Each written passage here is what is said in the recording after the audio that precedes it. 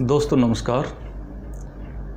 दोस्तों आज हम भारत के इतिहास के बारे में बात करते हैं।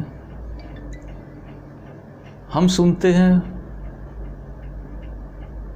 पढ़ते हैं कि भारत सोने की चिड़िया होता था। हमें एक सपना सा लगता है कि क्या भारत कभी सोने की चिड़िया भी था। दोस्तों ये बिल्कुल सत्य है। एक समय ऐसा था कि भारत सोने की चिड़िया था। धन के अंबार थे, विदेशी मुद्रा के भंडार थे। पहले भारतवर्ष में वेद, उपनिषद, शास्त्र पढ़ाए जाते थे। नालंदा और तक्षशिला विश्वविद्यालय दुनिया भर में मशहूर थे। दुनिया से लोग यहाँ घूमने आते थे। आज जिस तरह से स्विट्ज़रलैंड वगैरह में लोग जाते हैं और वहाँ धन की कोई कमी नहीं है। वहाँ विदेशी लोगों के द्वारा इनकम होती है और वो बड़ा धनी देश है। इसी तरह से पहले भारत में आते थे। यहाँ पे विदेशी मुद्रा खूब आती थी और विदेशी मुद्रा के भंडार थे। तब भारत सोने की चिड़िया था। नालंदा, तक्षशिला विश्वविद्यालय बड़े मशहूर थे। अजंता एलोरा की गुफाएं भी यहाँ होती थी। यहाँ एक से एक कलाकृतियाँ होती थी। भवन बनाते समय वास्तु का बड़ा ध्यान रखा जाता था। वेद उपनिषद पढ़ाए जाते थे। वेदों की ऋचाएँ यहाँ गूंजती थी। हवन यज्ञ अनुष्ठान करवाए जाते थे। बड़ी शांत भूमि थी भारतवर्ष।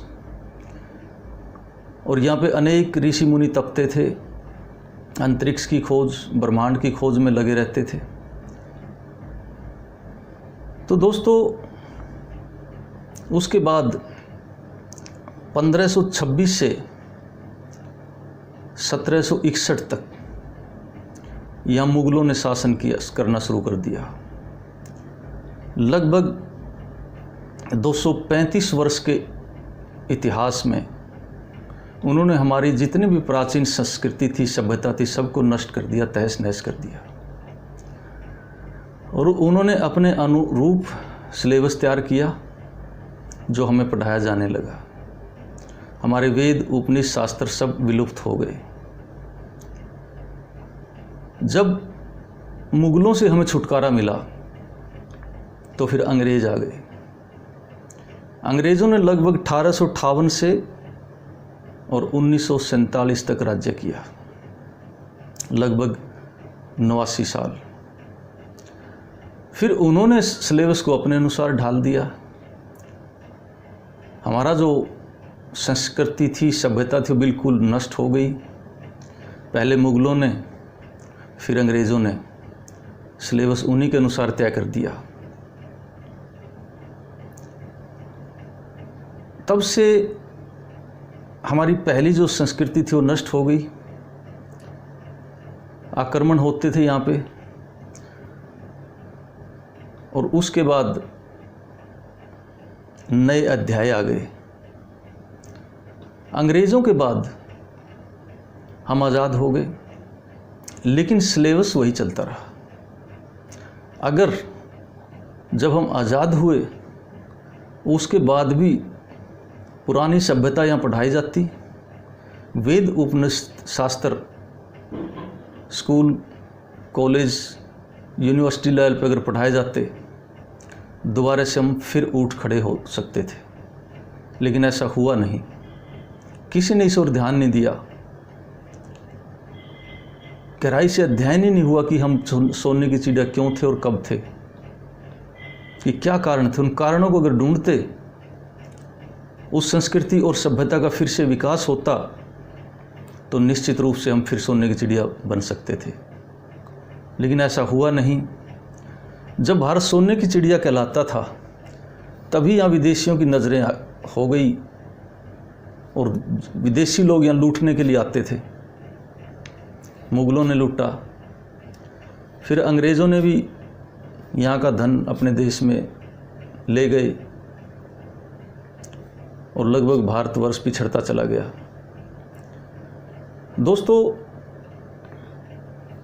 अगर हमारे वेद उपनिषद शास्त्र यहाँ पढ़ाए जाते या किसी को नौकरी करने की ज़रूरत नहीं होती, अंतरिक्ष पे हमारा राज होता, ग्रहों का ज्ञान हमें होता, नक्षत्रों का ज्ञान हमें होता, ब्रह्मांड का पूर्ण ज्ञान होता, आकाश पाताल के बारे में पूरी जानकारी होती, ग्रह नक्षत्रों के बारे में पूरी जानकारी होती।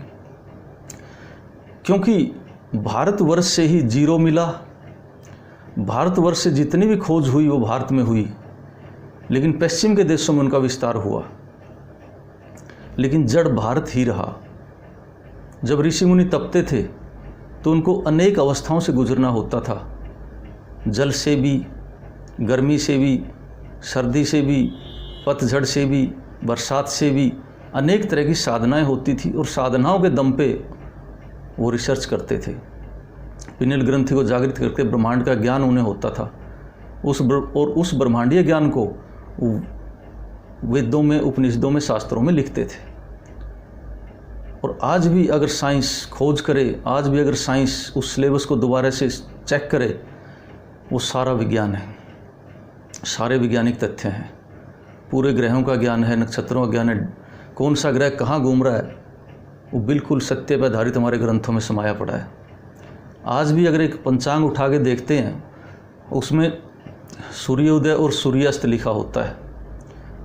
आप दोस्तों घड़ी लेके चेक करें, जब सूर्योदय का समय लिखा होता है हमारे शास्त्रों के आधार पर पंचांग के अंदर, निश्चित रूप से सेकंड तक का भी ध्यान रखें तो उतने बज के उतने मिनट पे और उतने ही सेकंड पे सूर्योदय भी होगा और अस्त भी होगा। आप घड़ी लेके चेक कर सकते हैं और इसको 100% क्रॉस चेक कर सकते हैं। और विज्ञान ने किया और वही पाया। तो दोस्तों, हमारी पुरानी संस्कृति विलुप्त हो गई, विदेशियों के आक्रमण हुए, हमारे धन को लूट के ले गए। सोमनाथ का मंदिर जैसे मंदिर जो सोने के बने हुए थे उन्हें लूट के ले गए, उन्हें तोड़ा गया। हमारी नालंदा और तक्षशिला जैसी विश्वविद्यालयों को तोड़ा गया, हमारी संस्कृति को नष्ट किया गया और हम पिछड़े। तो दोस्तों, ये राज था कि हम सच में सोने की चिड़िया थे। और आज भी अगर भारतवर्ष के अंदर इस विषय को उठाया जाए और इसको पढ़ाया जाए तो फिर से हम सोने की चिड़िया बन सकते हैं और हमारे बच्चे बड़े बड़े वैज्ञानिक, बड़े बड़े अंतरिक्ष के ज्ञाता बन सकते हैं। पूरी दुनिया हमारी तरफ देखेगी और अंतरिक्ष पे और ब्रह्मांड पे हमारा राज होगा। वो सिलेबस आज भी हमारे पास है।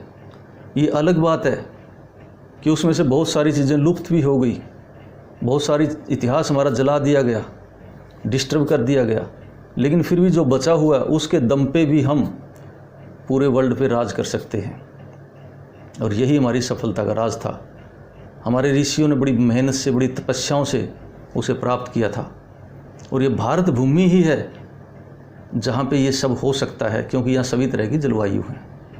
तो दोस्तों, बिल्कुल हम सोने की चिड़िया थे।